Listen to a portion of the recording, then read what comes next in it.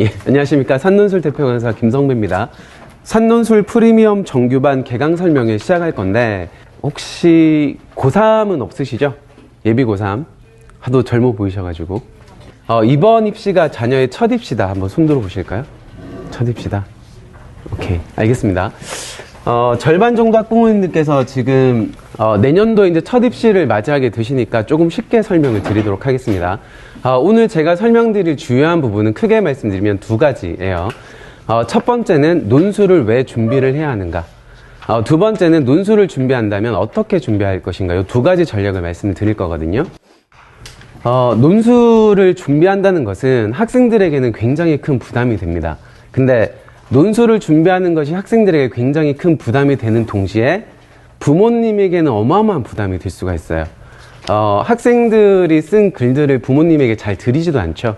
잘 드리지도 않고, 설령 학생들이 이제 쓴 글을 부모님에게 드릴지라도 부모님이 그 글이 잘된 글인지 판단할 수가 없어요.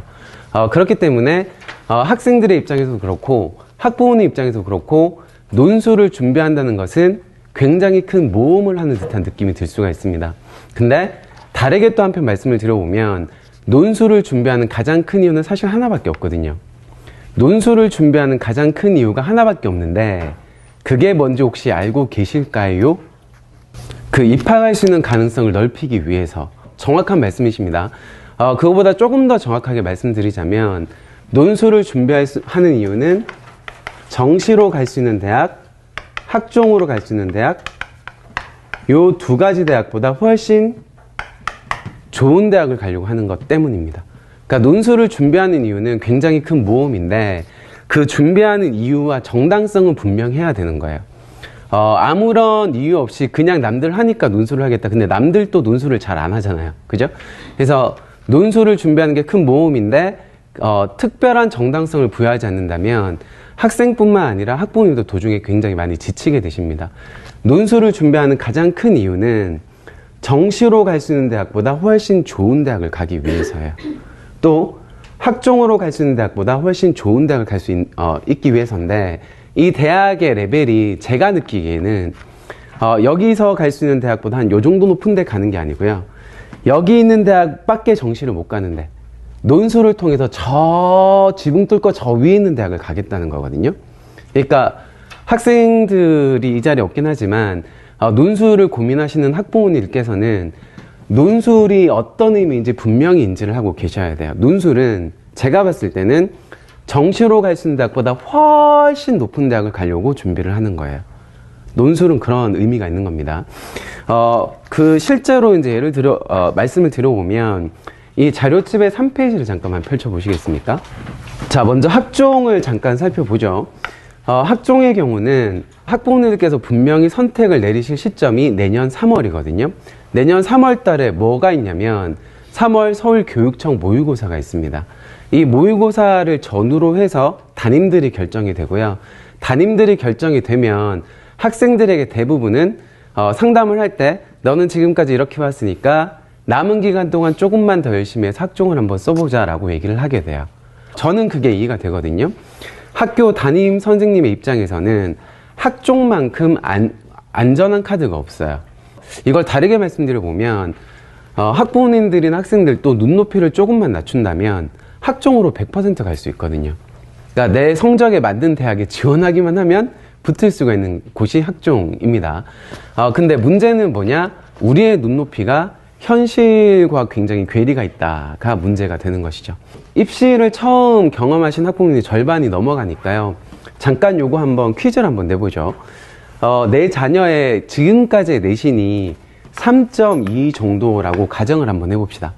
지금까지의 내신 평균 1학년, 2학년 내신 평균을 따졌을 때 대략 3.2등급이 된다. 요 성적대가 3학년 때도 그대로 유지가 된다면 학종으로 어디까지 갈 수 있을 것 같습니까? 경기도권 대학. 또 어머님? 인서울은 힘들다. 인서울이라고 하면 경기권 또 포함인가요? 어머님 기준에 인서울이라고 하면 서울 안에 있는 대학만. 알겠습니다. 어머님들이 생각보다 현실을 잘 알고 계시는 것 같습니다. 3.2등급이면 대체로 가톨릭대 학종 합격권이라고 보시면 돼요. 대체로. 이 학종이 되게 애매해가지고요. 그 각 대학이 입시 결과를 발표를 하는데 그 입시 결과의 범주를 굉장히 잘 발표하는 대학 중 하나가 경희대거든요. 다른 대학들은 대체로 이제 최고점, 최저점, 평균점 이 정도만 발표를 한다면 경희대는 지원자들의 등급을 OX로 다 표시를 해가지고 합격자들이 어디에 붙어 있는지 O 표시를 다 해놔요. 떨어진 애들은 다 X로 이렇게 표시를 해줍니다. 그런 데를 보면 예를 들어 서울 캠퍼스 국어국문학과의 학종, 그러니까 경희대의 경우는 이제 르네상스 전형이죠. 학종으로 합격한 학생들이 가장 많이 몰려있는 데가 2등급 초반대 한 2.1 정도. 실제로 내신 평균도 한 2.2, 2.3 이렇게 나오거든요. 여기에 O가 이렇게 막 있고 일부 X가 있는데 이 위쪽에 한 6등급 정도의 O가 하나 있어요. 요 O가 하나 있단 말이죠. 대부분은 다 X예요. 그러면 학생들이나 학부모 입장에서는 경희대 학종은 6등급도 붙는데요? 이런 얘기를 하게 돼요. 근데 이 6등급에 경희대 학종을 붙은 학생들의 면면을 살펴보면 어떤 애들일까요? 그죠? 전국 단위 수상 실적이 있거나 아니면 정말 특수한 특목 이런 남다른 고등학교라거나 그런 경우밖에 없는 것이죠. 그러니까 일반적인 고등학교의 평범하다는 것은 큰 문제 없이 열심히 1학년, 2학년을 잘 보는 학생들의 경우라면 이 안에 들어가지 못하면 학종으로 경희대를 갈 수가 없는 게 현실이 되는 것이죠. 그 학생들이 특별히 1학년, 2학년 때 뭔가를 잘못해서 그런 게 아니고 정말 열심히 했는데 내신이 그렇게 나온 것 뿐이에요. 그럼 이 학생들은 3학년이 되어서 내가 지금 3.2등급인데 2.1까지 올리겠다 할 수 있죠. 가능할까요? 거의 불가능에 가깝습니다. 그러니까 3학년 때 내신 경쟁이 얼마나 치열한지는 잘 알고 계실 것이고 선생님들 입장에서는 이런 학생들이 정말 열심히 노력해서 2등급대를 유지해주면 땡큐죠. 왜냐하면 서울권, 경기권에 있는 대학들 학종으로 안정적으로 보낼 수 있으니까.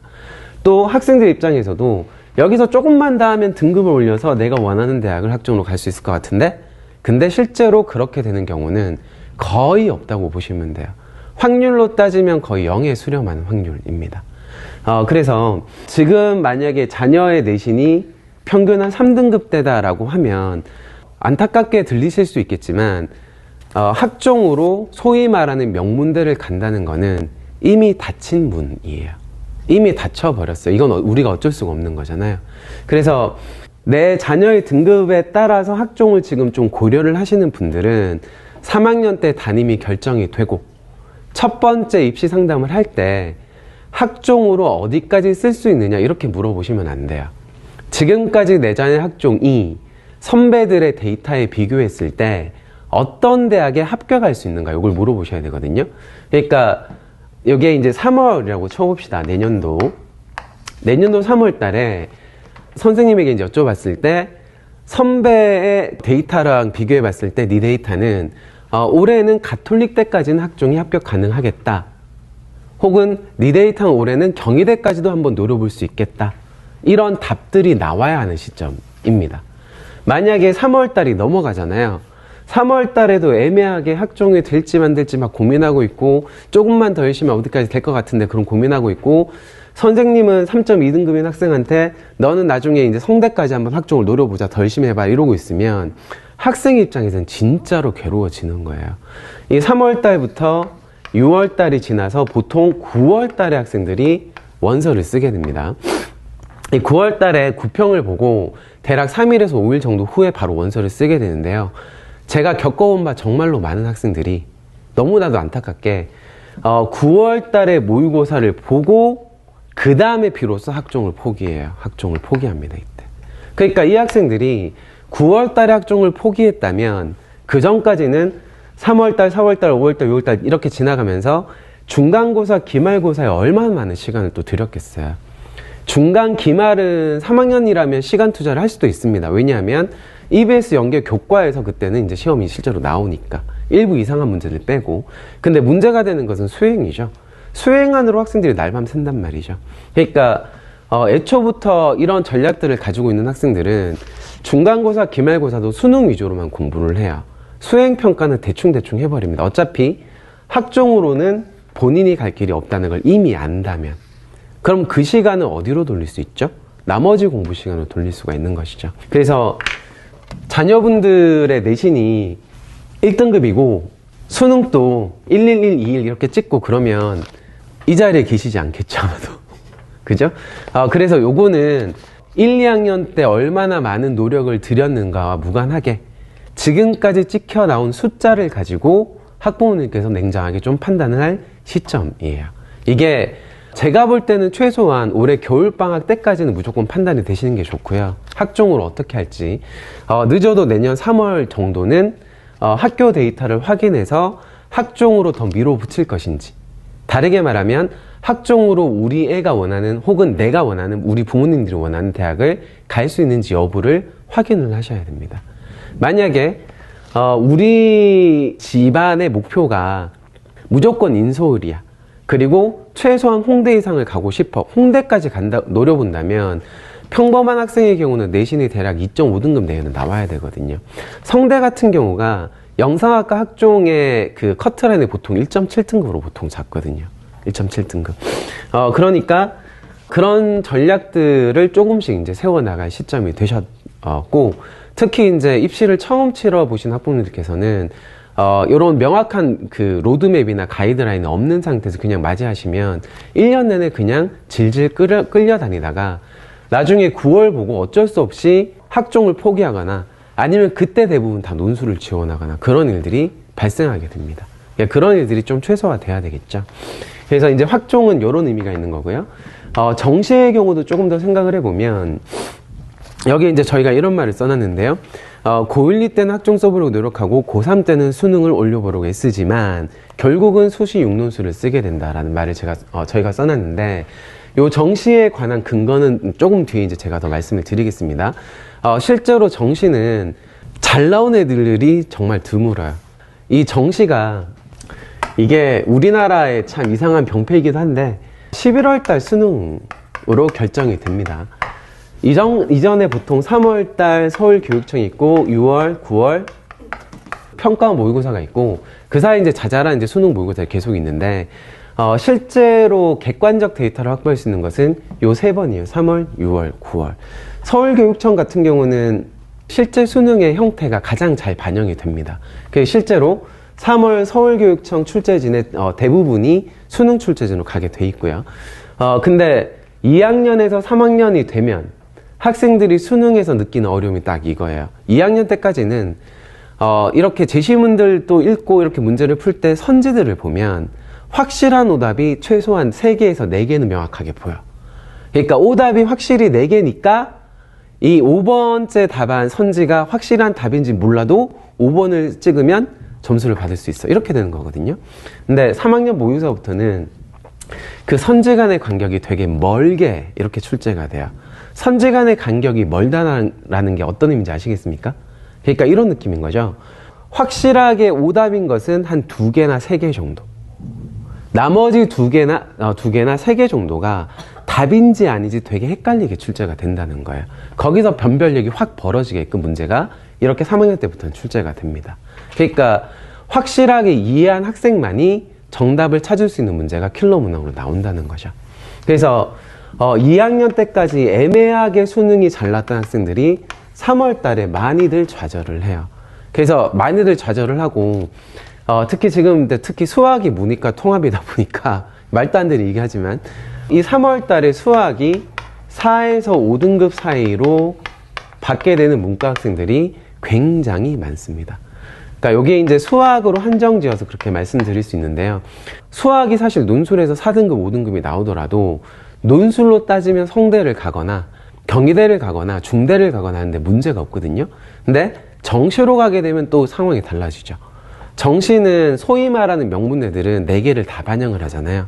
물론 서울권 대학들 중에서도 정시를 3개만 반영하는 대학들이 있어요. 반영하는 대학들이 있는데 가령 이제 서울여대 같은 대학들 아니면 경희대의 체육학과 같은 그 예체능 계열들 이런 쪽들은 수학을 못해도 갈 수는 있단 말입니다. 근데 그렇지 않다면 소위 말하는 명문대들은 4과목을 다 반영을 해요. 그럼 수학이 5등급이야. 3월 달에 수학이 5등급이 나오는 학생들은 대부분 무슨 선택을 하냐면 이런 선택을 하게 되죠. 플러스 뭐 할까요? 이것도 해요. 이렇게 해가지고 이렇게 하는 학생들 많이 봤어요. 그러니까 제가 경험하고 제가 아는 사례가 전체 수험생을 대변할 수는 없는데, 그래도 저의 그 15년 동안 학생들을 가르친 경험에 비추어 봤을 때 이랬던 학생들이 나중에 수능 때 1, 2등급의 수학 등급을 받는 경우는 단 한 번도 없었습니다. 그렇게 되는 게 아니죠. 12년 동안 그렇게 해도 등급이 5등급인데 과외를 주 3회씩 하고 그런다고 이게 잘 되는 게 아닌 것이죠. 그래서 이런 선택들은 사실은 1년의 입시를 놓고 보면은 3월 달부터 첫 단추를 굉장히 잘못 끼우는 선택이 될 가능성이 매우 높습니다. 매우 높습니다. 그래서 2학년 때 수능 성적 대비, 모의고사 성적 대비 3월 달에 조금 덜 나오더라도 요때부터는 무슨 생각을 해야 되냐면 내가 전체 100분위로 어떤 대학까지 갈 것인가를 생각을 해야 되는 거예요. 그러니까 실제로 수능은 100분위를 계산하는 방식이 학교마다 다르기 때문에 수험생이 100명으로 했을 때 상위 몇 등 안에 들 것이냐를 가지고 실제로 나중에 원서를 쓰게 됩니다. 요 100분위를 다르게 말하면 이제 표준 점수가 되는데요. 표준 점수는 매년마다 다르니까 일반적으로 100분위로 보통 많이 얘기를 해요. 그러면 아까 내신 3.2등급 정도면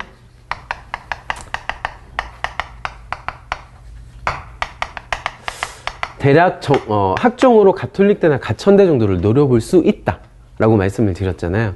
그러면 요 정도 학생들이 보통 많이 받는 수능 성적대가 요거거든요. 요 정도의 수능 성적대예요. 그러니까 이게 내신으로 치면은 3.2등급이면 꽤 잘하는 거거든요. 이거 되게 열심히 한 거거든. 근데 수능으로 치면은 3호 2, 3이면 되게 좀 뭔가 안타까워 보이고 이상해 보이고 그런 느낌이 드시죠? 딱 이유는 하나밖에 없잖아요. 요거 하나를 예컨대 제가 1로 바꾸면 얘는 좀 잘하는데 이런 느낌이 든단 말이에요. 그러니까 이런 일들이 막 벌어졌을 때 제가 요 등급을 콕 찍어서 말씀드린 이유가 있습니다. 요 등급이 정시로 갈 수 있는 이쪽 라인들이에요. 그러니까 생각보다 나쁘진 않네 이런 느낌이 드실 수도 있습니다. 다만 등급은 100분위별로 격차가 어마하게 벌어지기 때문에 3등급도 아래쪽, 2등급도 아래쪽 이렇게 다 맞아버리면 결국 이쪽 대학을 못 가는 거죠. 3등급 위쪽, 이 수학은 그냥 논외로 치고 영어는 그냥 2등급이라고 치고 요쪽 두 개도 위쪽 2등급, 위쪽 3등급. 그러니까 100분위로 따지면 대략 80%에서 놀아야 된다는 거예요. 그러니까 수험생이 100명이 있을 때 우리의 자녀가 한 20등 정도는 해야 정시로 가천대, 가톨릭대를 갈 수 있다라는 겁니다. 이해가 되십니까? 그러니까 만약에 이제 우리가 아직 입시를 경험하진 않았으니까 꿈을 꿔본다면 내년에 우리 애가 연대를 갔으면 좋겠어. 연대 가려면 정시균위로 등급이 어떻게 나와야 될까요? 당연히 이렇게 나와야 되겠죠. 이렇게. 이 하나 있어도 연대 갈 수 있어요. 이렇게 하면 100분위가 96에서 95 사이로 형성이 됩니다. 이해가 되십니까? 경희대가 어떻게 하다가 좀 만만한 대학이 됐는지 모르겠는데 경희대가 왜 만만한 대학이 됐냐면 논술 경쟁률로 치면 1대 100이 넘어가는 대학이 돼버렸거든요. 그러니까 학생들이 다 쓴다는 얘기예요. 논술로. 그 이유도 제가 이따가 설명을 드릴게요. 근데 경희대를 정시로 간다면 100분위로 봤을 때 92% 안팎이 나와야 된다는 거예요. 그러니까 입시는 모르겠습니다. 어머님들이 저보다 더 젊은 세대인 것 같은데 제 느낌에 저 때나 어머님 세대나 입시는 그냥 수능을 좀 잘 보거나 학력고사를 좀 잘 보면 그냥 갈 수 있는 것이었다면 지금은 제가 느끼기에 좋은 대학을 가는 게 너무나도 어려워진 것 같아요. 정말로 애들이 힘들어하고 그냥 이유가 이런 것들 때문이죠. 그리고 이제 정원들도 정시로 가고 학종으로 가고 논술로 가고 다 분산이 돼 있으니까. 그래서 처음에 말씀드렸던 것처럼 우리가 지금 시점에서 논술을 고민하고 논술 전략을 짠다는 것은 그 정당성과 이유가 굉장히 명확해야 되는 거예요. 이런 상황임에도 불구하고 정시나 학종으로 갈 수 있는 대학보다 훨씬 좋은 대학을 가고자 하는 것. 그게 우리가 지금 고민하고 있는 이유가 되겠죠. 여기서 그 뒷페이지를 잠깐 펴보시면 4, 5페이지에 실제로 다대학의 경쟁률 정보가 나와 있거든요. 논술 제가 아까 경희대가 만만한 대학이 됐어요. 서울 캠퍼스 경쟁률이 100대 1이 넘어갔습니다. 그런 말씀을 드렸는데 논술은 원서 경쟁률이 있고요. 실질 경쟁률이 있습니다. 요거는 이제 정시 수능에서는 없는 논술의 독특한 현상이죠. 원서 경쟁률이라고 하면 실제로 원서 접수 당시의 경쟁률을 의미합니다. 실질 경쟁률은 최저학력 기준을 맞춘 학생들 사이의 경쟁률을 의미해요. 가령 5페이지에는 지금 한국외국어대학교 실질 경쟁률 정보가 나와 있는데요. 한국외대의 경우는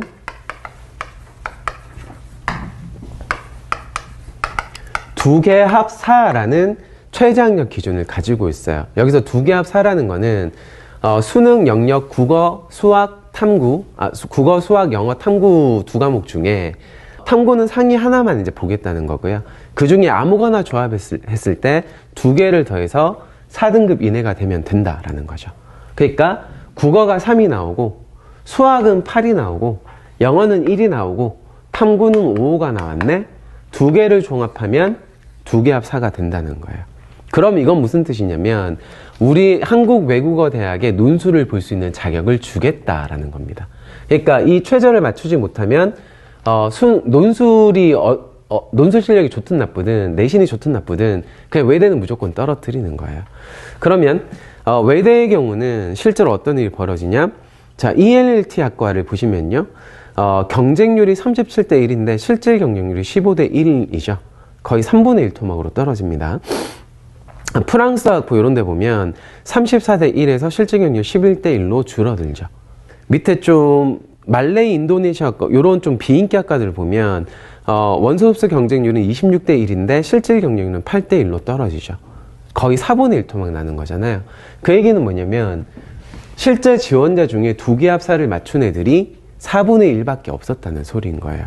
그럼 거꾸로 생각하면 경희대의 경우는 이 최저학력 기준이 두 개 합 5거든요. 경희대가 외대보다 더 낮은 대학인가? 어떻게 생각하세요? 그러진 않죠.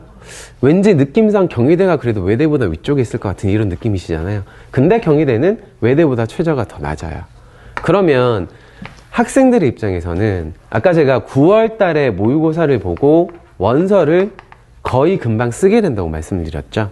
그러면 9월 달에 모의고사 보기 전까지는 다들 어떻게 생각하냐면 나 6월 달 봤는데 수능이 국어는 3이고 수학은 포기했어.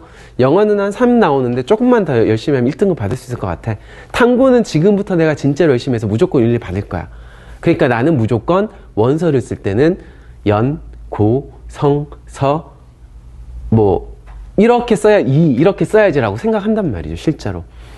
그리고 그랬던 학생들이 9월달 성적을 받으면 자기 생각만큼 수능이 안 오르거든요.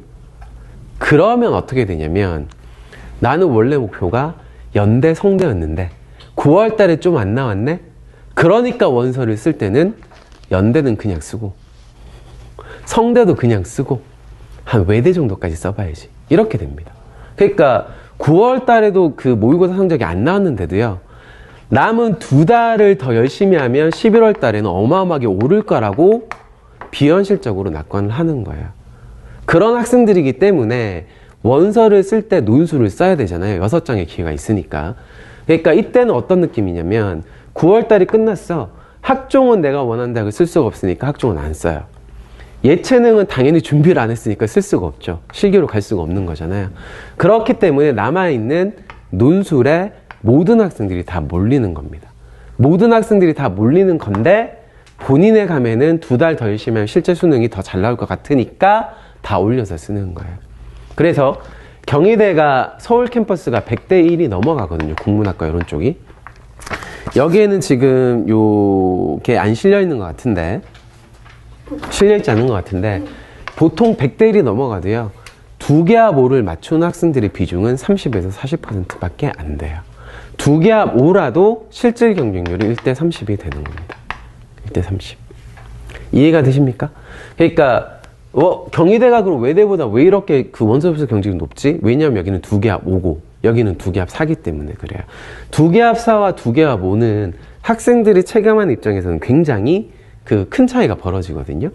근데 경희대가 2개 합 5네 숙대도 2개 합 5고요. 동국대도 2개 합 5고요. 건국대도 2개야 보고요. 다 2개야 뭐예요. 근데 경희대가 2개야 뭐야? 그럼 일단 쓰고 보는 거죠. 그래서 이런 현상들이 나타나는 겁니다. 그래서 어머님들이 이 자리에 오셨기 때문에 꼭 아셔야 될 거는 나중에 주변에서 논술은 경쟁률이 너무 심하다던데, 너무 치열하다던데, 그런 말들에 너무 휩쓸리시면 안 되는 겁니다. 일단 첫째, 당연히 경쟁률이 높을 수밖에 없다. 왜냐하면 학생들 입장에서는 9월 달이 되면 정시로 갈 수 있는 대학은 저 위에 목표가 잡혀 있고, 학종으로 갈 수 있는 대학은 목표대로 못 간다는 걸 이미 알고 있기 때문에 논술을 쓸 때는 대부분 상향하는 경향성이 생긴다. 그래서 논술에는 몰릴 수밖에 없다는 거. 그러나 두 번째, 실질 경쟁률은 어떤 대학을 막론하고 무조건 절반 이하로 떨어져요. 이대 같은 대학이 3합 6대학이거든요. 최저가 고려대를 빼면 논술을 보는 대학 중에 가장 높은 대학이에요. 이대가. 그래서 이대 같은 경우는 일단 최저학력 기준도 높고요. 또 여대잖아요. 또 우수한 학생들 여대라고 하면 저는 초등학교 빼고 중학교, 고등학교 모두 여자 고등학교 나왔는데 대학도 여대라고 해요. 뭐 이런단 말이에요. 그래서 이대 같은 대학은 원서 접수 경쟁률이 25대 1, 실질 경쟁률이 1대 6인 대학이에요. 1대 6인 대학. 그래서 저희 학원에서 이대는 한창 많이 볼 때는 30명씩 보내고 그랬거든요. 왜냐하면 실질 경쟁률이 그렇게 낮으니까. 그러니까 실질 경쟁률이 1대 6이라는 거는요, 학종보다 훨씬 낮은 경쟁률인 거예요. 학종의 거의 절반밖에 안 되는 거죠. 그래서 그 논술을 이제 고민하실 때는 여러 가지 이제 고민들 하셔야 되겠지만, 기본적으로 우리 자녀가 정시로 갈 수 있는 대학군이 어디인가, 학종으로 갈 수 있는 대학군이 어디인가를 사전에 미리 어느 정도 감을 잡아 두시고, 그 이상의 대학을 노릴 때 결국은 논술을 생각하게 되는 것입니다. 여기까지는 이해가 되셨습니까? 자, 그러면 여기 더 설명드리면 좋은데, 여기 5, 6, 7페이지에 있는 그 실질 경쟁률 사례는 한 번 더 이제 참고를 해 주시고요. 8페이지를 잠깐만 설명을 드릴게요. 요때 이제 정시 이제 관해서 조금 더 설명을 드리면은요, 요거 지금부터 말씀드릴 그 정보는 고3 현역에 한해서입니다. 고3 현역에 한해서 실제로 종로에서 데이터를 조사를 했었어요.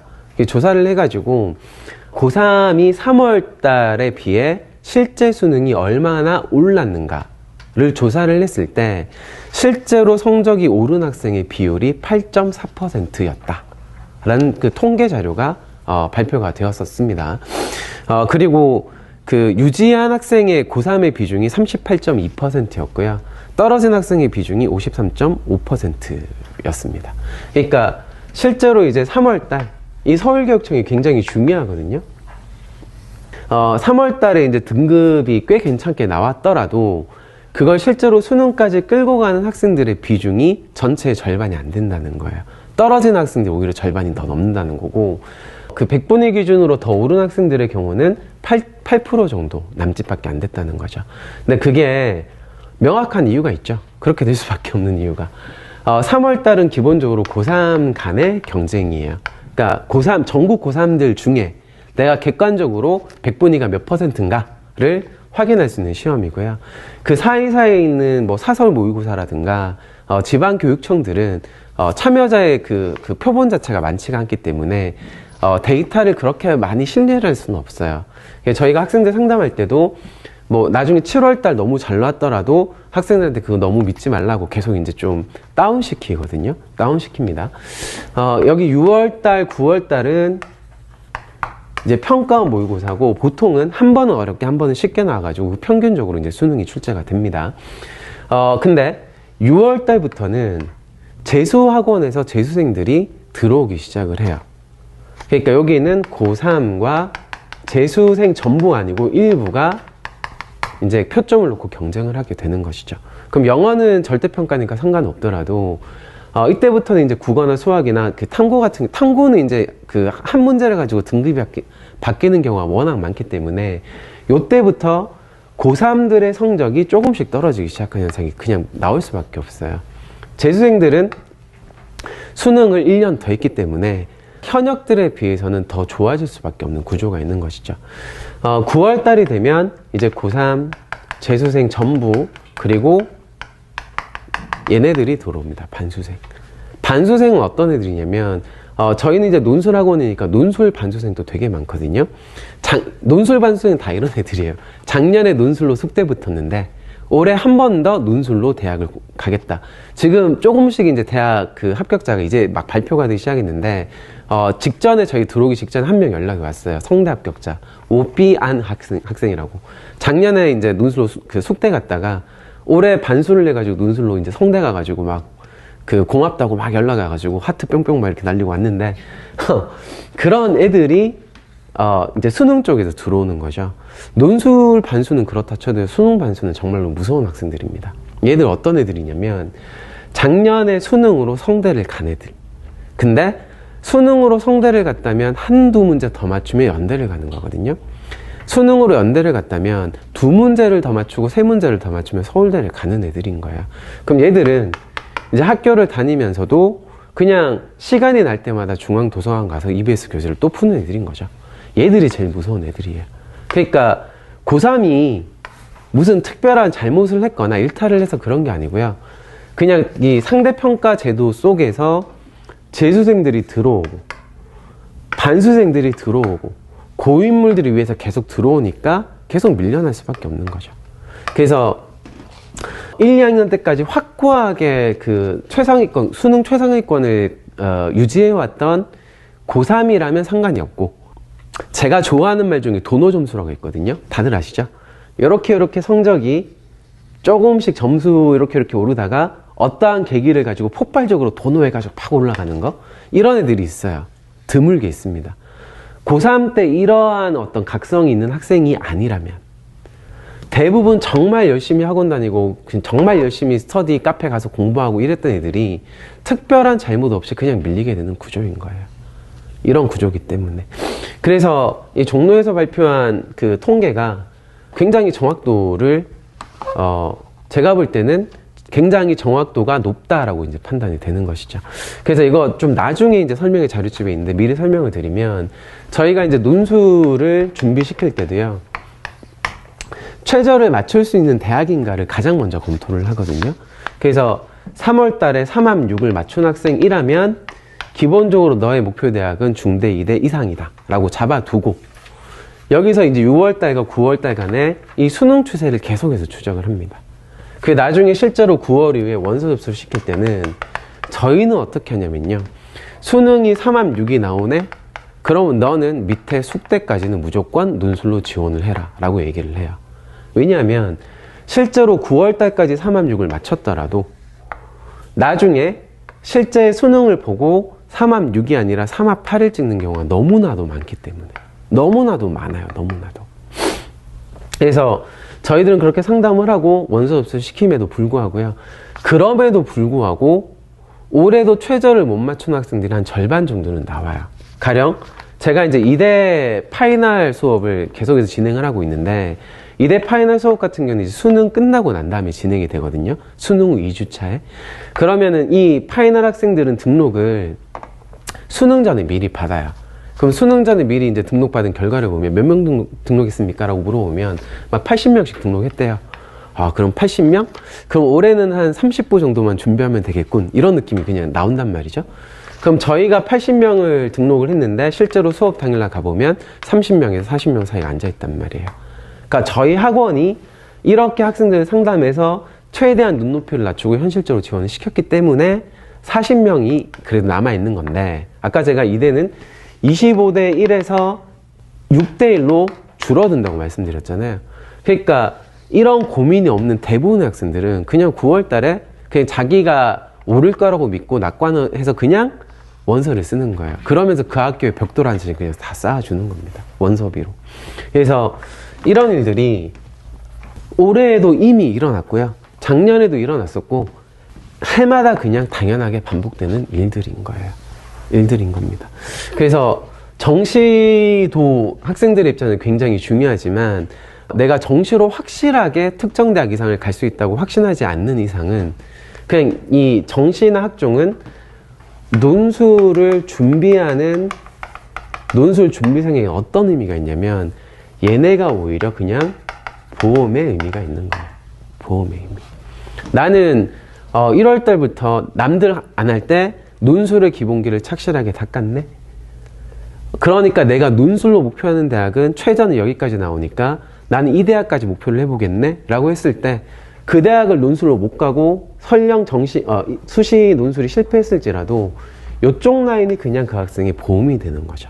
그러니까 논술을 준비하면 여기가 목표가 되는 거고요. 여기는 그냥 보험이 되는 거예요. 저희는 학종이 되는 학생들한테는 학종을 쓰라고 얘기를 합니다. 가령 상담을 해봤는데 그 학교에서 터무니없이 막 얘기를 해줘요. 너는 내신이 막 3.2등급인데 성대를 막 써봐라. 그럼 이 학생의 학교가 자사고거나 특목고거나 그래야 되는 거잖아요. 근데 아니야. 그 옆에 있는 일반적인 고등학교야. 그럼 이거는 이 학생이 전국 단위 수상이 없다면 죽었다 깨도 불가능한 거거든요. 그러면 그게 아니라 선생님께서 지금 되게 체계적으로 여기까지는 합격할 것 같다. 이 학교 한두 개 골라주셨네? 그럼 거기는 써봐라. 라고 합니다. 그러면은 너는 지금 가령 수원대는 학종으로 확실하게 갈 수 있으니까, 가천대는 확실하게 갈 수 있으니까, 이거 막 따져봤을 때 건국대는 학종이 거의 확실하니까 작년도 데이터랑 비교해봤을 때 그럼 논술은 무조건 그 이상을 써보자. 이렇게 되는 거죠. 그래서 논술을 대비하신다면 이런 전략들이 아까도 말씀드렸지만 겨울방학 정도에는 수립이 되셔야 되고요. 늦어도 내년 3월까지는 무조건 수립을 하셔야 되는 겁니다. 그게 학생들을 좀 덜 괴롭히는 길이에요. 이런 일들이 벌어진다.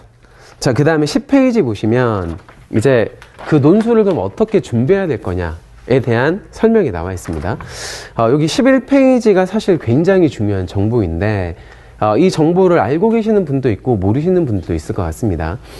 제가 따로 설명드리기보다는요, 쭉 한번 훑어보시면서요, 우리 애가 지금까지 수능 등급 합하면 요 정도니까 지금 당장 논술을 쓴다면 이 정도까지 가겠네? 요거 한번 판단해 보세요. 가령 고대 같은 경우는 국수영탐 4개 합 8이어야 합니다.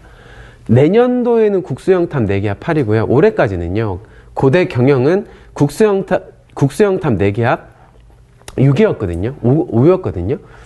국수영탐 그 4개 합 5라면 정시로도 고대 경영을 갈 수 있기 때문에 메리트가 되게 떨어졌어요.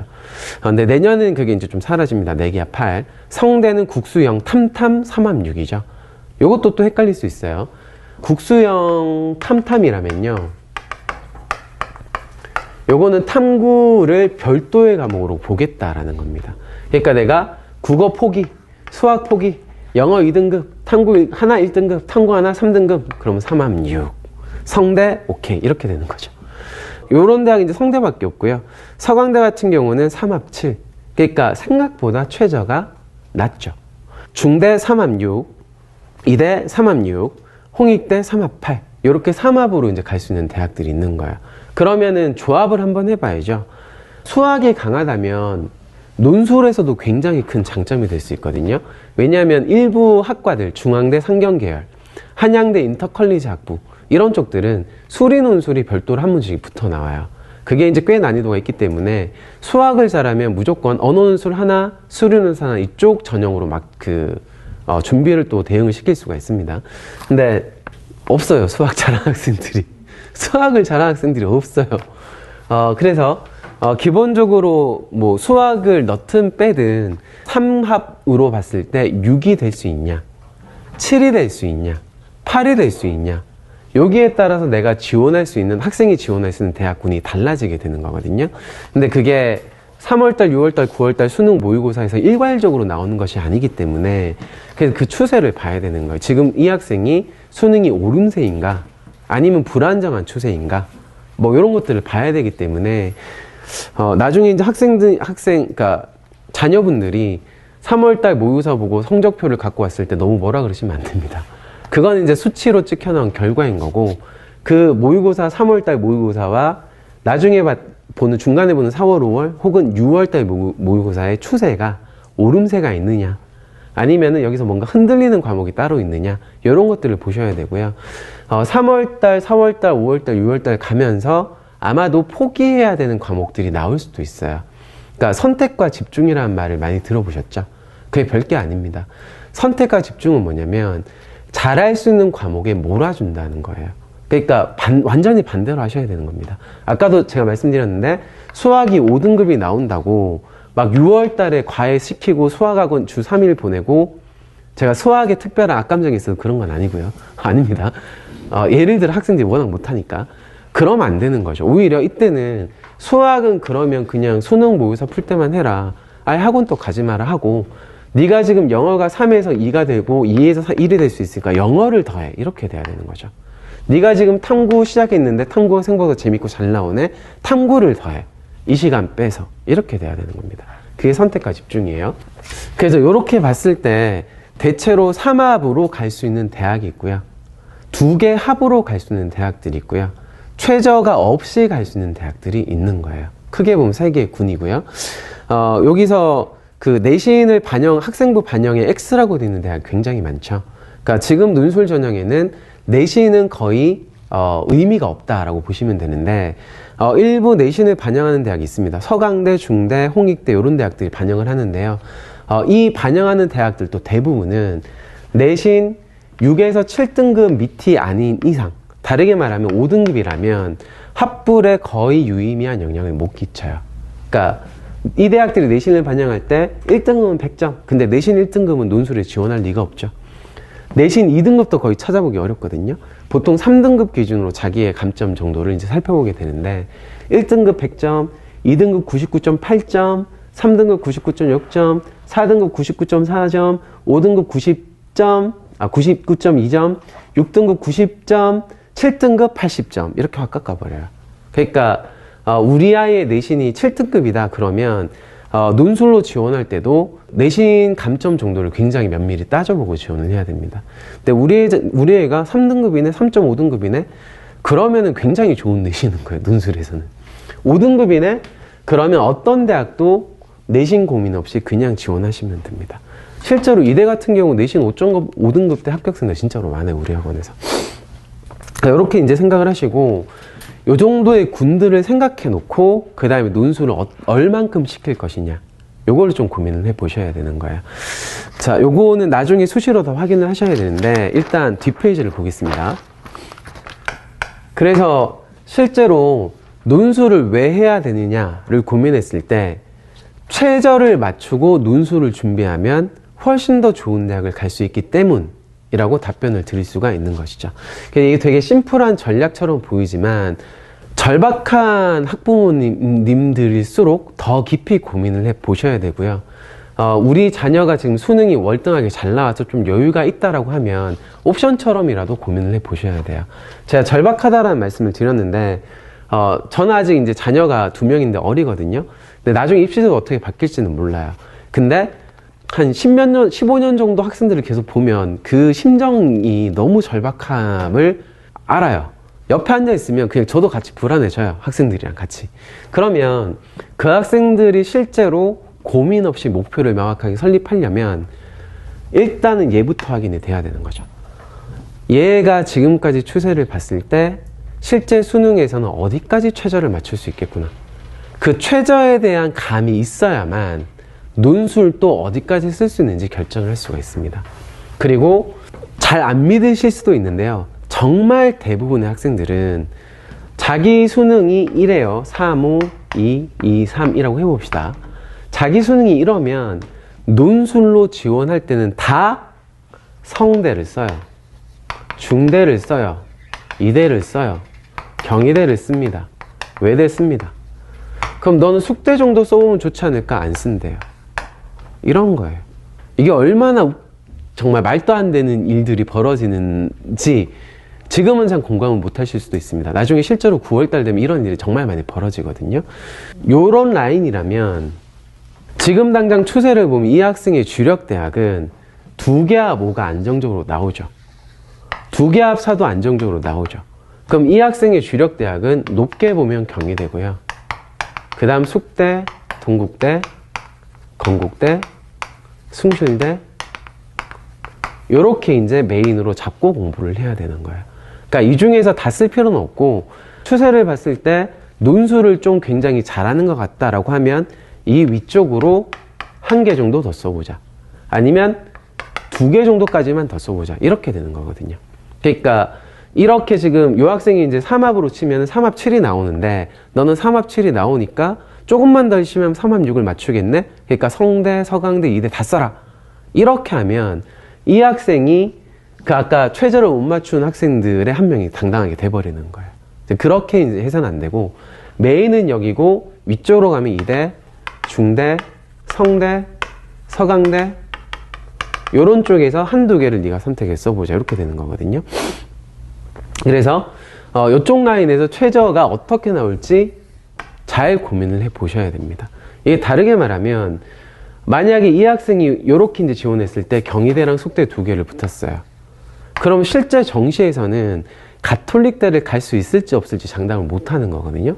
그럼 이 학생이 경희대를 갔다면 그냥 단순히 이 정도로 가는 게 아니고요. 진짜 저 위에 있는 대학을 가는 겁니다. 이렇게 되는 거죠. 만약에 이런 학생이 있을 수 있다고 쳐봅시다. 2등급, 3등급, 1등급, 1등급, 2등급. 요렇게 나오면 이제 정시로 건국대 이상의 대학을 한번 노려볼 만한 그런 이제 등급대가 될 수 있거든요. 물론 이 2등급의 범위도 이제 11%까지 있으니까 너무 낮은 이 하단부 있으면 안 돼요. 자, 요런 상황이라면 이 학생은 기본적으로 이대, 성대, 중대, 서강대를 노려볼 수 있죠. 왜 이렇게 지원 전략을 짤 수 있습니까? 최저의 추세를 봤을 때 3월달, 6월달, 9월달을 봤을 때 안정적으로 나오네. 그러니까 네가 수능날 1교시에 갑자기 급체해서 국어를 망치지 않는 한 2등급은 무난하게 나올 수 있겠구나. 여기서 한두 등급 떨어지더라도 3합 6이 충분히 충족이 되겠구나.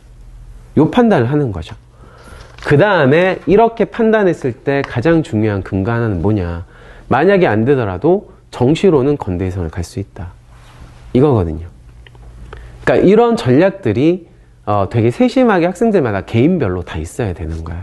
근데 이런 전략들을 이제 어머님들이 고민을 하실 필요는 사실 없죠. 그거 고민하라고 저희가 있는 거니까. 대신에 나중에 학생이 논술 선생님이 요렇게 지금 지원 전략 짰는데 엄마 이거 어떻게 생각해? 라고 했을 때 야 너는 무조건 연대를 써야지 이러시면 안 되는 거예요. 엄청 답답한 겁니다. 실제로 이런 사례도 있었거든요. 그러니까 저희가 이제 9월달 수능 원서 접수가 다 끝나면 이제 직전 파이널이 개설이 돼요. 연대 같은 경우는 수능 전에 논술을 보고요. 홍대, 성신여대, 당국대 같은 대학도 수능 전에 논술을 보거든요. 그럼 학원에 어떤 전화가 굉장히 많이 오냐면 우리 애가 지금 논술을 한 번도 안 해봤는데 이 대학을 지원을 했어요. 이 대학을 지금부터 준비하면 잘할 수 있을까요? 그럼 저희들은 답변하기 되게 곤란하죠. 그래도 준비는 하셔야 될 것 같은데 굉장히 힘이 들 겁니다, 학생이. 이렇게 이제 답변을 해줘요. 그럼 또 그 다음에 어떤 질문을 하냐면 그럼 이 대학들 중에 쉬운 대학이 어디 있나요, 우리에게? 이렇게 물어봐요. 논술에선 쉬운 대학 없어요. 어머님들이 논술 문제를 풀어보셨는지 모르겠는데 당국대 논술 문제도 엄청 어려워요. 연대 논술 문제요? 연대 같은 경우는 네 문제가 출제가 되거든요. 네 문제. 여기에 영어 지심은 하나가 들어가고요. 수리 논술도 하나가 무조건 포함이 됐어요. 과와 무관하게. 그러니까 연대 같은 대학은 최저도 이제 보지 않고 내신도 보지 않고 논술만 뽑겠다는 거죠. 요거를 2시간 동안 풀게 만든단 말이죠. 2시간 동안. 그러니까 이 문제를 그러니까 우리 학원에 좀 능숙한 학생에 던져주면요. 한 문제만 던져주면 1시간 동안 풀라 그러면 잘 써요. 굉장히 잘 풀어요. 근데 이거를 그러니까 한 문제로 치면 30분이잖아요. 1시간, 이게 4시간이나 2시간이니까 학생들 입장에서는 충분하게 숙고하거나 일지를 읽어내지 못하는 거죠. 그러니까 요 사이에 이것들을 풀어야 되네. 개별적인 문제로만 보면 단대 문제나 연대 문제나 큰 차이가 없어요. 물론 연대 문제가 조금 더 어렵습니다. 근데 학부모의 입장에서는 연대는 엄청 어렵고 단대는 훨씬 더 쉽지 않을까 이렇게 막 생각한단 말이죠. 그렇게 되는 게임이 아닌 거예요, 게임은. 그래서 어머님들은 일단 정시나 학종으로 내 자녀가 갈 수 있는 라인들을 대략적으로 생각해 보시고 만약에 그 대학보다 더 높은 곳을 목표로 하신다면 최저를 어디까지 맞출 것인가 플러스 논술을 아마도 필수적으로 고민을 해 보셔야 될 겁니다. 그래서 이 전략이 좀 되게 단순한 전략일 수도 있어요. 특히 저희가 많이 밀고 있는 전략은 뭐냐면 영어랑 탐구로 최저를 맞춰라 라는 전략이거든요. 왜 그러면 영어는 절대평가니까. 참고로 이제 제 와이프가 영어학원 원장이거든요. 그래서 물어봤어요. 요즘 영어 어렵냐? 어려워? 이렇게 물어봤더니 어렵대요. 아니 절대평가인데? 해도 절대평가라도 영어에서 1등급을 받는 비중이 대충 4에서 6% 안팎으로 나온다 라고 얘기를 하는 거예요. 그러니까 보니까 맞는 것 같아요. 영어 1등급은 우리가 가르치는 학생들 중에서 많지는 않고 2, 3등급 대가 제일 많더라고요. 그러면은 3등급 이상 받으면 어떻게 해야 되라고 물었더니 간단하대요. 일단 듣기 평가만 다 맞으면 된대요. 듣기 평가만 다 맞고 그 다음에 가장 기본적인 영어 문제들만 다 맞추면 3등급을 받을 수 있대요. 그러니까 빈칸 추론, 미치 재배열하고 뭐 이런 좀 킬러 문항들 다 틀리더라도 듣기 평가 다 맞고 기초를 다 맞추면 3등급 맞을 수 있다는 겁니다. 그러니까 이게 이제 저는 영어 쪽 전문가가 아니니까 전문가의 의견을 존중한다면 영어는 절대평가죠. 노력하면 올릴 여지가 가장 많죠. 탐구는 3학년들이 다 출발선이 똑같아요. 그러니까 3학년 때부터 제대로 그 과목을 결정을 하고 그때부터 공부가 시작되는 거라서 노력 여하에 따라서 얼마든지 등급 올릴 가능성이 높거든요. 수학은 잘 모르겠어요. 이거를 1년 동안 노력한다고 정말 드라마틱하게 올라가나? 잘 모르겠습니다. 국어는 조금 변동성이 있긴 해도 그래도 막 이렇게 드라마틱하게 변하기는 좀 어려운 메이저 과목이긴 해요. 논술을 잘하게 되면 국어 독해력도 좋아지긴 하는데 잘 모르겠어요. 그래서 저희가 많이 믿는 전략이 이 4과목이 균형 있게 나온 학생들의 경우는 그냥 그대로 가는 거고요. 나는 지금 수능이 되게 불안하고 안 나오는데 목표는 막 경희대, 목표는 성대 이런 애라면 여기부터 무조건 잡으라고 얘기를 하는 거예요. 그러니까 겨울방학 때 수능을 공부하더라도 내가 잘할 수 있는 과목에 더 시간을 투자해서 뭘 맞춰야 됩니까? 그 대학의 최저를 맞춰야 한다. 아까 전에 제가 설명드렸지만 최저는 못 맞추는 학생들이 정말로 많기 때문에 일단 맞추기만 해도 합격의 1차 관문을 넘어가게 되는 겁니다. 이건 이해가 되셨죠? 25대 1에서 6대 1로 줄어드는 게 최저의 역할이기 때문에. 이해가 되셨죠? 그러면 거기까지 한 다음에 실제로 등락은 여기서 결정이 되는 거죠. 그러니까 합부를 결정하는 것은 결국 논술이고 자격을 결정하는 것이 결국은 최저가 되는 거예요. 이렇게. 그래서 이 수능 최저 논술 합격 전략이 잘 먹힌다면 학생들의 입장에서는 시간 관리를 매우 용이하게 할 수 있죠. 내가 지금 안 되는 과목이 이런 건데 요거는 좀 버리더라도 내가 지금 잘할 수 있는 과목을 훨씬 더 잘해두면 실제로 그 3과목을 굉장히 잘하면 정시로도 인서울을 갈 수가 있단 말이에요. 3과목만 보는 대학도 있기 때문에. 그래서 여러모로 더 도움이 되는 거죠. 그러니까 가장 최악의 경우가 애매하게 4개를 다 못하는 경우예요. 애매하게 4개를 다 못하는 경우. 그러니까 안 되는 거를 하려고 막 하다가 나머지 공부할 시간 또 다 잡아먹는 거. 근데 그렇게 되는 경우는 제 생각에는 그 원인은 학생들이 있지는 않죠. 학부모님들에게 그 원인이 있는 겁니다. 그래서 이런 생각들을 조금 해보셔야 한다. 그래서 이 최저를 맞추고 논술 합격하는 전략을 좀 짜셔야 되고요. 13페이지를 보시면 그 가능성에 대해서 좀 설명이 돼 있어요. 아까 제가 3점이 이렇게 말씀드렸는데 여기 35, 23, 23이 되게 많기 때문에 이 성적을 기준으로 한번 생각을 해 보시기 바랍니다. 만약에 우리 자녀가 3, 5, 2, 3이야 수능이 그러면 여기서 정시를 더 열심히 해서 가령 서강대나 중앙대나 경희대를 가겠다라고 한다면 그거는 가능성이 거의 제로에 수렴하게 됩니다. 그러니까 여기서 가령 이렇게 되면 되는 거 아니에요 라고 할 수 있단 말이에요. 이렇게. 근데 이게 그냥 등급이니까 한 등급도 올리는 거는 별일 아닌 것처럼 보일 수 있어요. 근데 한 등급 올린다는 거는 100분위 기준으로 치면은 5%, 최소한 5%를 올린다는 거거든요. 2등급을 올린다는 거는 100분위 기준으로 최소한 10에서 15%를 올린다는 거예요. 등급을 올린다는 거는 어마어마한 겁니다. 어마어마한 거. 그러니까 이게 그래서 이제 실제로 이제 종로학원의 데이터도 그렇게 되는 거고요. 정말로 나타나기 힘든 현상이에요. 이런 현상이. 그래서 이런 가능성을 이제 5% 미만을 잡았고, 여기서 이제 논술을 병행했을 때 3, 5, 2, 3이면 아까도 말씀드렸지만 두개합 4라인 대학들, 두개합 5라인 대학들 뿐만 아니고 3합 7라인 대학들까지 써볼 수 있는 여력이 생기거든요. 여기서 이제 최저가 3합 7까지 꾸준하게 나와줬을 때 이 학생의 논술 실력은 저희가 잘하니까 너 서강대 해 라고 얘기를 해요. 근데 3합 7이 나와도 너 서강대 하지 마 라는 경우도 있어요. 그러니까 저희의 경우는 수능을 잘하니까 연대를 써라 이렇게 얘기하는 게 아니고 어떤 특정한 수능 요건을 맞춘 다음에 그 대학 문제를 잘 풀 것 같으면 무조건 지원을 시켜요. 근데 수능 최저가 되는데도 그 대학 문제를 좀 못 풀 것 같다고 하면 지원을 좀 안 시키거나 더 보강을 시켜줘요.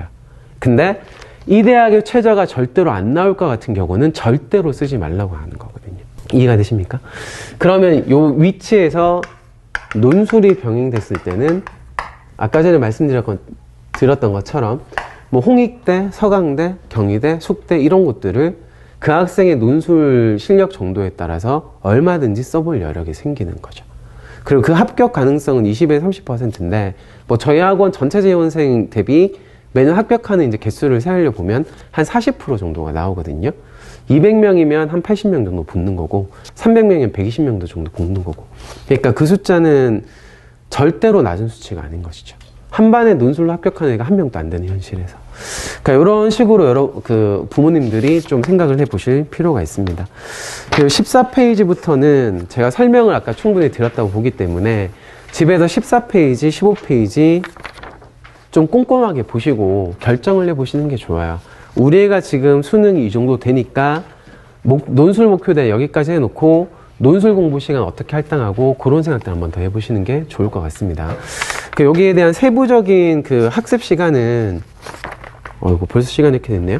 제가 이제 한 30분 정도만 더 할 건데 논술을 왜 해야 되는가 설명을 끝내고 이걸 이제 어떻게 하고 무엇을 가르칠 것인가 이제 설명을 좀 말씀을 드리겠습니다.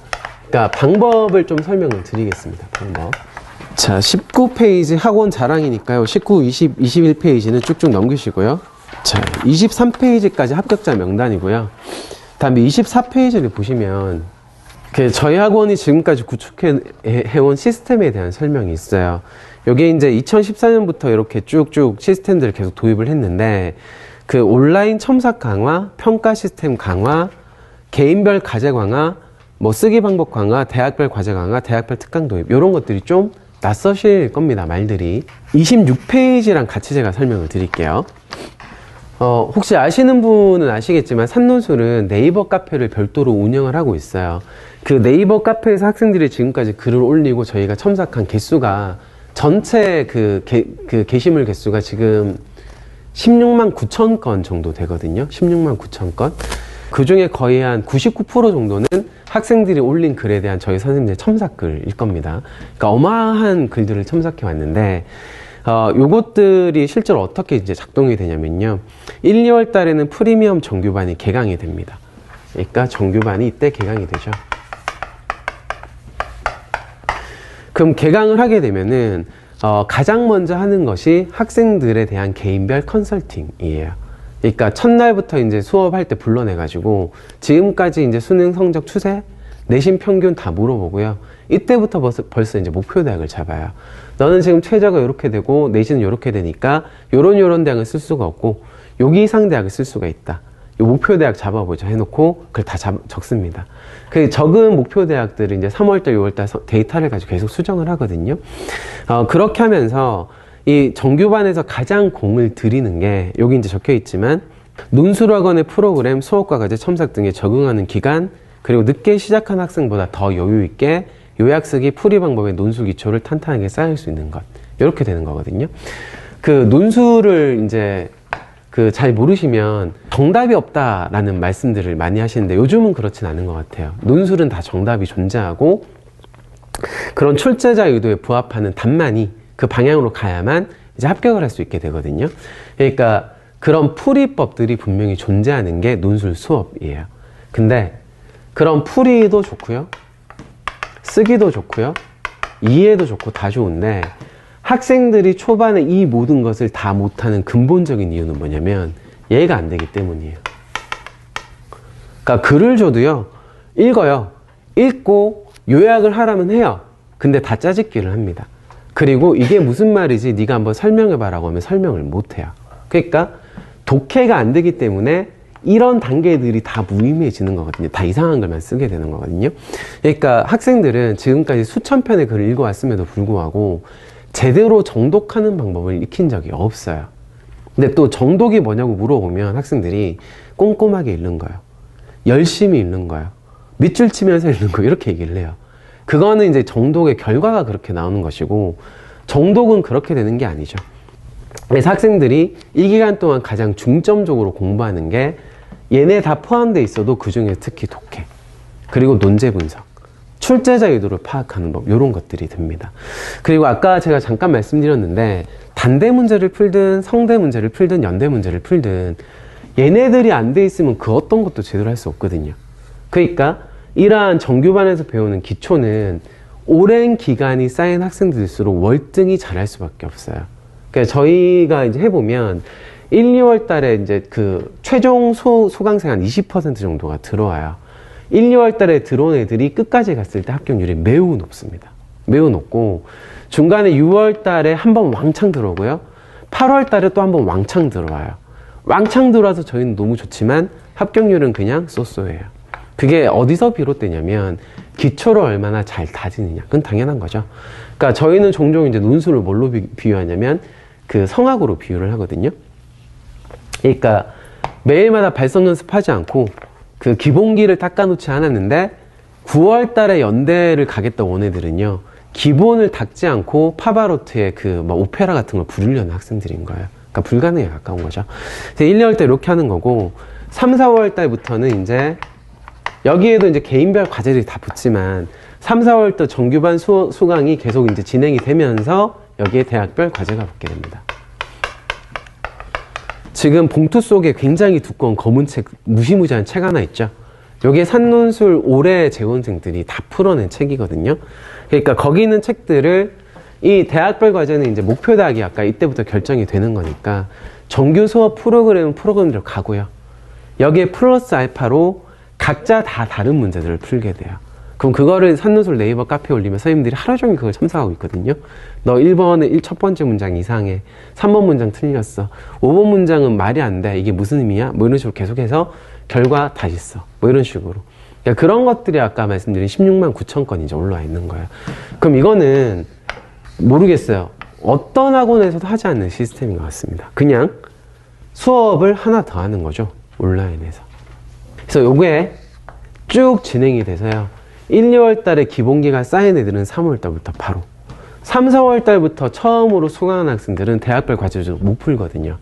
그러니까 이 학생들은 보통 5, 6월 달부터 대학별 과제를 시작하게 돼요. 그러니까 두 달씩 계속 이연이 되고 밀리게 되는 거죠. 그러니까 1, 2월 달에 6개, 들어온 학생들은 목표 대학이 6개라면 6개에서 여유분 대학 한 8개까지 대학별 과제집에 있는 문제를 다 풀고 추가적으로 나중에 쭉 진행하고 7월부터는 대학별 특강이 또 깔려요. 가령 이 그 과제집에는 연대 문제가 2세트가 실려 있거든요. 외대 같은 대학은 기출문제가 워낙 많기 때문에 4세트씩 실려 있습니다. 그러면 내가 이제 연대를 지원하네, 외대를 지원하는 이 학생들은 대학별 특강이 시작되기 전에 벌써 대학별 과제를 다 푼 애들인 거예요. 그럼 대학별 특강을 왜 하죠? 이걸 이미 해놓고 이 대학에 이런 형태에 좀 익숙해진 학생들이 여기 와서 실전 연습을 바로 들어가는 거예요. 이런 연습이 없는 상태에서 온 학생들은 이 대학별 특강을 하는 도중에도 굉장히 좀 헤매게 되겠죠. 나중에 이제 9월 달이나 10월 달이나 11월 달에 이제 수능이 그 어떤 대학의 논술이 시작되면 직전 파이널이 또 개설이 됩니다. 이때는 저희 학원 학생들이 아닌 경우도 꽤 많이 참석을 하거든요. 그럼 수준 차이가 확 벌어져요. 저희가 끝나면 공통 참석이랑 하는데 한 50명 정도 앉아 있으면 이제 보면 절반 정도는 이제 끝까지 못 쓴 애들, 절반 정도는 끝까지 쓴 애들. 그러면 절반 정도 끝까지 못 쓴 애들 다 살펴보면 모르는 애들이에요. 그러니까 여기서 이미 준비된 애들이 실전에 그 직전 문제 풀이반에 왔을 때도 1강부터 그냥 실전처럼 바로 풀어내게 됩니다. 그러니까 저희는 뭐라고 하냐면 네가 목표하는 대학 연대라면 연대 문제 최소 10세트는 풀어고 가야 되지 않냐. 근데 혼자서는 절대로 못 하거든요. 그러니까 여기서 수업 시간에 사용하는 것도 다 대학별 기출문제니까 연습하고, 이 방법론 그대로 대학별 문제를 혼자서 풀고, 그럼 네가 연대 문제 2개를 풀었네? 특강 듣고 사회 들었네? 나중에 직전 파이널 듣고 오해 들었네? 그 연대 13개 세트 풀었네? 그러면 이 학생은 아까 2시간의 내 문제를 그냥 다 해내는 거죠. 그러니까 합불과는 무관하게 실제 시험을 제대로 풀 수 있도록 준비를, 몸을 만들어 두는 거예요. 이런 식으로 쭉쭉 진행이 되는 겁니다. 그래서 그 아까 말씀드린 온라인 그 강화라던가 아니면은 대학별 과제집 강화라든가 대학별 특강 도입 이런 것들은 저희가 한 해에 다 만든 게 아니에요. 얘들을 좀 더 붙이고 싶으니까 그럼 카페에서 그냥 더 첨삭을 하자. 그때부터 사실 저희 선생님들의 고난의 하루하루가 시작이 된 거죠. 수업만 한 게 아니고 그 수업 외에 별도로 첨삭을 계속 해야 되는 거거든요. 그 다음에 요거 하고 난 다음에 과제집을 따로 만들어 주니까 성과가 더 좋더라. 그럼 도입. 그리고 2019년인가? 특강을 한번 해보면 어떨까? 특강을 하면은 필요한 학생들 더 와서 수업 그 공부량을 더 늘리는 효과가 발생하니까. 그래서 그렇게 했더니 갑자기 뭐 60명에서 180명으로 막 늘고 이런 현상들이 벌어지더라고요. 그래서 그렇게 한 10년 동안 저희가 다듬어온 시스템이 이 결과물로 나와 있는 겁니다. 그래서 학생들이 이 시스템을 잘 따라가야 되는 것이고요. 28페이지, 9페이지를 보시면 일간 계획이 준비되어 있다라고 했는데 그 학생들마다 이거는 조금씩 다를 수는 있어요. 수능이 매우 좋은 학생들은 조금 변형시키고, 수능이 정말 의미가 없고 논술을 올인해야 될 경우는 더 많이 시키고, 그런 것들이 있거든요. 근데 표준적으로 보면은 이렇게 최소한 시간 투자해서 수업을 어떻게 소화하고 과제를 어떻게 하라는 일간 계획을 이렇게 만들어둬요. 기본적으로 저희의 표준은 수업 4시간, 주중에 4시간 더. 주중에 4시간 더 하면 수업 4시간 빼고 4시간 더 하면 요 4시간이 저희가 40강을 잡았을 때 160시간이거든요. 160시간을 24로 나누면 거의 한 일주일이 좀 못 될 거예요. 그러니까 한 해 입시에서 이 일주일을 더 투자를 하는 것이 얼마나 다른 결과를 가지고 올지를 꼭 고민을 해 보셔야 되는 겁니다. 그러니까 저희는 학생들한테 우리 학원은 좀 시스템이 좀 강하고 과제도 좀 많다. 열심히 안 하면 힘들 거다. 그런 얘기를 그냥 대놓고 해요.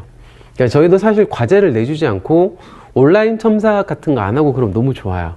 특히 저는 이제 애들이랑 시간을 보내는 게 너무 좋거든요. 너무 재밌어요. 애들 보면. 그럼에도 불구하고 이렇게 했을 때 학생들이 바뀌고 합격을 많이 한다는 게 결과로 보이니까 안 할 수가 없는 것이죠. 그러면 우리 학원에 오는 학생들은 최소한의 이 시간을 수업 외에 더 투자를 할 각오를 하고 와야 되는 거예요. 이게 160시간이지만 학생이 수능 성적으로 대학을 갈 가능성이 없다고 하면 이게 이렇게 늘 수도 있어요. 그러니까 진짜로 많이 하는, 정말 많이 하는, 어떻게 설명을 드려야 되지? 지금까지 공부를 너무 안 해왔던 학생은 정말 이렇게 하는 경우도 있습니다. 매일 필사 석장식, 다이쓰기는 무한으로 이렇게 하는 학생도 있어요. 그러니까 많은 학생은 아니지만, 그러니까 표준적으로 보면은 수업 4시간에 더하기 4시간 정도를 더 하게 된다.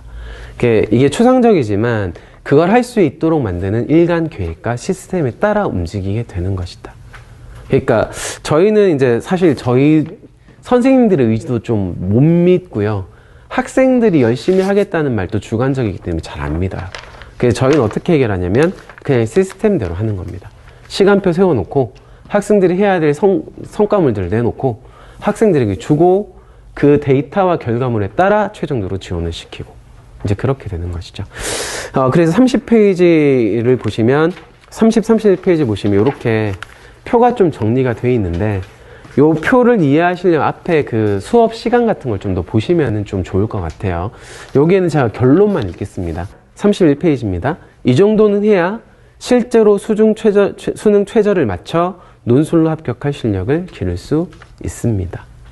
그러니까 논술은 로또일 수가 없어요. 논술은 철저하게 실력대로 가는 거고요. 조금 극단적으로 말씀드리면 논술은 대단히 불공정한 시험입니다. 원래부터 잘하는 애들도 있어요.